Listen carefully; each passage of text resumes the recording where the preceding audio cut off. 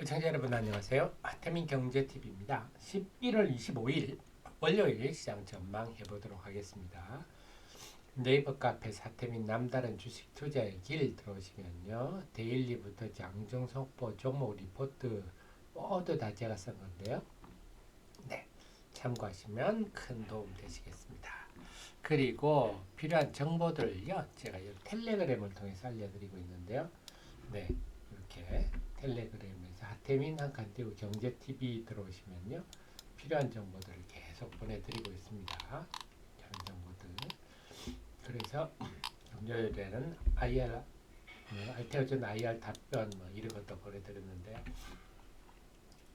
네, 그 텔레그램입니다. 하태민 경제TV 많이 이용하시고요. 자, 그러면 우선 시장에 최근에 뚜렷한 흐름이 올 하반기 들어서 예탁금이 점점 하향 추세네요. 작년 말부터 올 상반기까지는 예탁금이 좀 늘어나는 추세였는데 예탁금이 줄어드는 추세다. 예탁금이 50조까지도 분기되었습니다. 그래서 예탁금 추이를 보면요. 예전에는 한 20조 초반이었어요. 초반을 주로 하다가 코로나 되고부터 코로나 팬데믹 이후부터 확 늘어서 한 70조까지도 증가했었죠. 지금 50조가 굴러지고 있는데 예탁금이라는 것은 주식을 사는 소위 말하는 실탄입니다. 그래서 주식을 살 실탄들이 줄어들고 있다. 좋은 얘기는 아닌데요. 왜 이럴까? 우선 미국으로 사학개미들이 많이 늘어난 것 같아요. 미국 주식을 직접 투자하는 누가 그러더라고요. 삼성전자를 왜 사냐? 엔비디아를 사면 되지. 참 그 얘기를 들으면서 시대가 많이 변했구나 그런 생각했는데 그래서 해외 정권 보관액이 지금 1,500억 달러로 사상 최고 수준입니다. 작년 말 대비 44% 증가했다. 그래서 우리나라 주식 대신에 미국을 직접 투자하는 수요들이 많이 늘었다. 그리고 그 다음에 비트코인 가격이 계속 올라오고 있습니다. 10만 달러를 눈앞에 두고 있는데 물론 일반인들이 비트코인을 매매하기는 쉽지 않아요. 쉽지 않은데 그래서 제가 볼 때는 2030도 그렇게 많지는 않은 걸로 알고 있는데 어쨌거나 비트코인이 강세를 보이면서 코인 시장으로 비트코인으로 옮겨가는 수요도 있다. 그래서 우리 주식시장의 어떤 경쟁자 아닌 경쟁자를 할까요? 미국 증시는 경쟁자를 볼 수 있고 비트코인 등등으로 자금이 옮겨가면서 예탁금이 줄어들지 않느냐. 물론 장도 나쁩니다. 그리고 그 속에서 요즘은요 정말 주식이 한번 빠지면 그래서 반드시 손절매 원칙은 이제는 필수입니다. 필수. 안 팔면 CNC 인터내셔널 7월에 고점 찍고 끝없이 떨어집니다. 14만원 했던 것이 지금 3만원, 4만원도 깨지는 그런 것 치지만 끝없이 빠지는 특히 10월 이후는 거의 양봉이 없을 정도로 그래서 주식이 요즘은 추세가 이렇다. 자, 근데 이런 종목들이 지금 대표 주자들이 급증을 하고 있다. 이런 게 문제죠. 보면 이스페타시스 같은 종목들을 보면요. 네. 올 상반기만 해도 이게 AI 관련 PCB 주로 이 주요 고객 엔비디아도 주요 고객이 그렇죠. 각광받았었는데 최근에 이 JO라고요. CNT 만드는 2차 전지 소재 만드는 회사에 인수를 하고 대규모 유상증자를 발표한 주가가 폭락해버렸죠. 그 전에부터 빠지기 시작해가지고 앞에 또 그런 얘기가 좀 있었어요. 시장에. 근데 정말 실제 그러겠냐 했는데 그러고 나니까 시장의 신뢰를 완전히 잃어버려가지고 네 최근에만 한 4만 6, 7천 원 주가가 2만 3천 원 막 반토막이 금방 나버렸죠.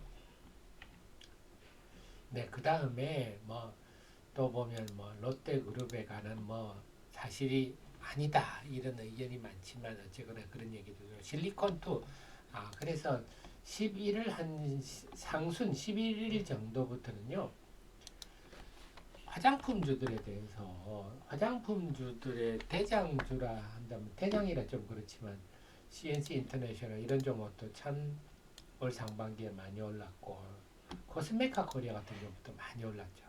코스메카 코리아도 그냥 특히 최근 들어서는 뭐 그냥 급락이네 급락.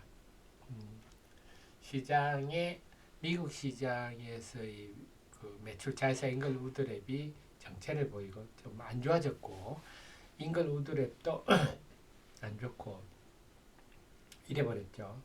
그러면서 뚝뚝뚝 그나마 버티던 한국 화장품 제조 같은 종목도 이제 버티던 종목이 다 떨어지는.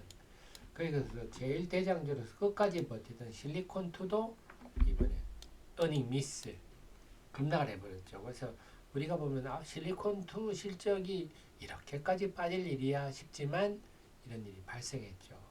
이 연이어서는 롯데그룹에 관해서는 안 좋은 루머들이 돌기도 했고 주시장에. 그 다음이 절정이 지금 바이오입니다. 코스닥 시장의 마지막 보루라 할까요? 알테오젠 불과 11월 초만 하더라도 최고가를 내면서 사상 최고가를 내면서 그러니까 알테오젠 때문에 바이오 선도주들 때문에 지금 장이 나쁨에도 불구하고 야 지금 장이 나쁜 장이야? 이렇게 함부로 대답을 못하는 게 나쁘다 할 수 없는 게 이게 신고가가 나는 종목이 있었으니까요. 그런데 알테오젠이 그래서 지금 알테오젠의 인간 히알루로니다제 이 기술인데 그 히알루론을 분해하는 효소 기술입니다. 그게 원래는 할로자임이라고 미국 회사가 원천 기술을 갖고 있는데 이 특허를 회피해서 만든 게 알테오젠이다 이렇게 알려져 있는데 이번에 그 MSD입니까? 할로자임에 대해서 특허 무효 소송을 제기를 해버리니까 아직은 우리가 알 수는 없으나 할로자임이 알테오젠에 대해서 특허 관련한 분쟁을 일으킬 수도 있지 않느냐 하는 이런 두려움이거든요. 불확실성 그게 등장해버렸어요. 주식에 제일 싫어하는 게 불확실성인데요.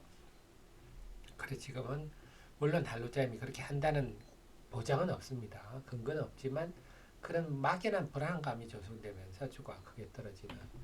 펩트론 같은 것도 마찬가지예요.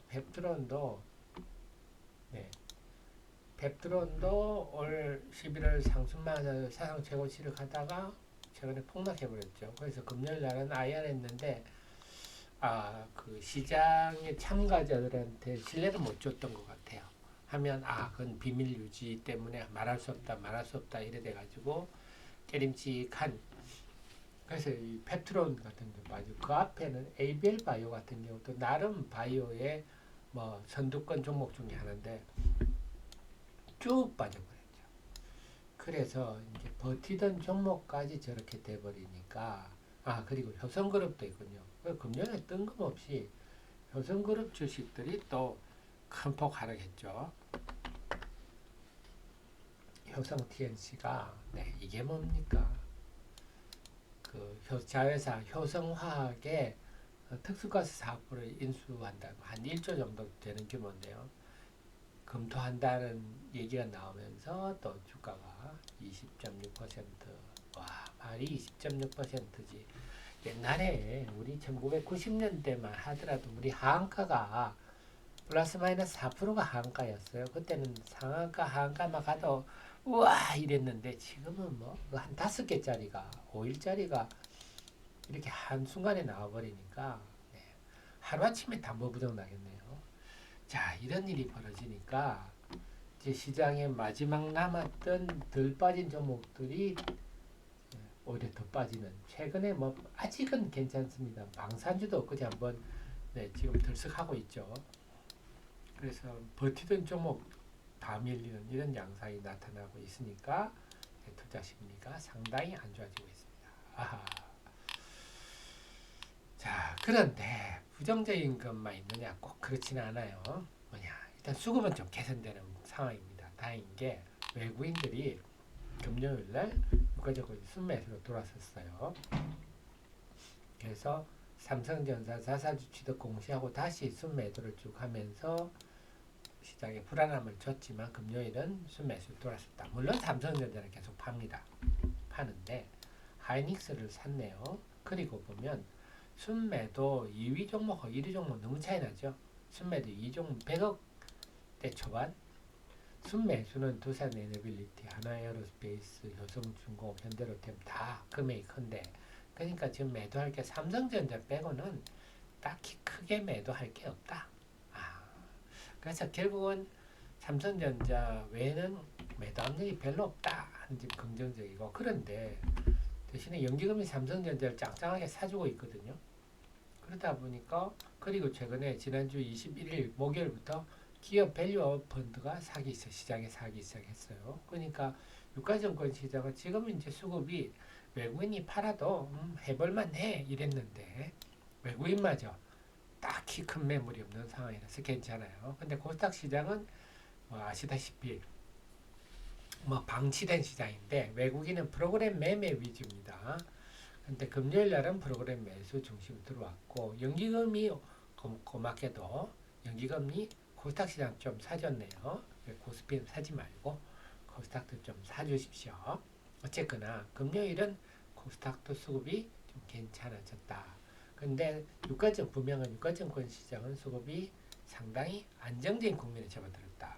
코스닥 시장도요, 긍정적인 측면을 찾아보면 신용잔고가 이제 7조도 깨졌어요. 6조 8천억대. 코로나 팬데믹 때 4조 밑을 4조대 초반까지 갔었는데, 이때는 예탁금이 20조 초반 시절이에요. 20조 내외 시절이고, 지금 예탁금이 50조 시절이에요.